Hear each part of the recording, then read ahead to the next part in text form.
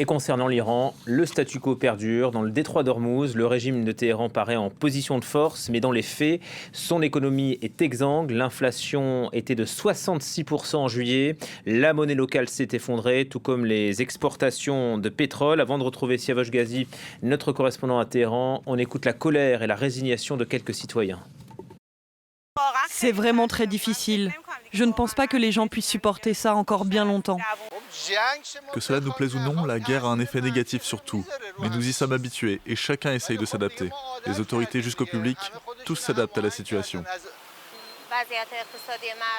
Naturellement, la situation économique de la population s'est détériorée par rapport à avant.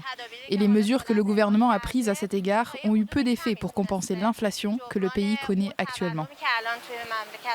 Et restons à Téhéran, retrouver Siavosh Ghazi. Bonjour Siavosh. Après avoir touché l'économie, les Américains veulent la faire couler. Ce soir, le secrétaire au Trésor américain Scott Bessent doit annoncer de nouvelles mesures. Pour faire plier le régime, il annonce un D-Day économique, une nouvelle menace. Comment réagit-on sur place ?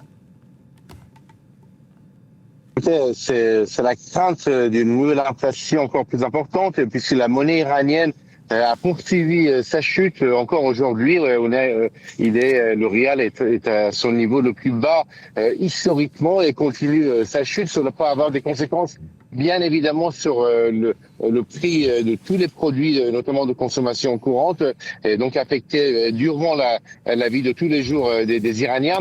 Mais le gouvernement dit que c'est un effet provisoire et que il y a eu déjà des sanctions importantes contre l'Iran et que cela ne va pas changer à long terme la situation. Et puis, il y a également des mises en garde de la part des responsables iraniens en affirmant que si jamais des pays de la région participent à cette guerre économique contre l'Iran, ça sera considéré comme un acte de guerre. Et donc l'Iran réagira, ce qui vise en particulier les Émirats arabes unis qui ont décidé de cesser toutes les relations commerciales et économiques avec l'Iran il y a 3 jours de cela. Donc une mise en garde très importante. Et puis l'Iran affirme que si l'Iran ne veut pas exporter du pétrole, aucune goutte de pétrole ne pourra être exportée depuis le Golfe Persique. Cela veut dire que non seulement depuis le détroit d'Ormuz, mais aussi par les éléoducs qui permettent à l'Arabie Saoudite notamment de transporter son pétrole via le canal de Suez. Ouais, on a bien compris que les deux parties haussent le ton, Siavosh, mais les négociations visiblement se poursuivent puisque le chef de l'armée pakistanaise est annoncé aujourd'hui à Téhéran. Absolument, il est arrivé à Téhéran, donc il y aura des négociations entre le chef de l'état-major des forces armées iraniennes, mais également donc il a joué un rôle très important dans les négociations qui ont permis un cessez-le-feu entre l'Iran et les États-Unis et Israël dans la guerre de 40 jours. Demain, c'est le tour du ministre omanais des Affaires étrangères de venir à Téhéran. Donc les négociations avec les pays de la région continuent pour faire baisser les tensions.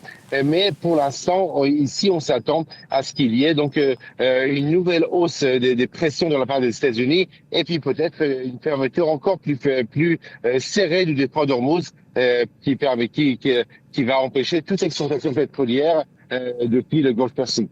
Merci beaucoup Siavosh pour ces éléments depuis Téhéran. Le discours de Scott Bessent, le secrétaire américain, sera à suivre sur France 24 dès 20h.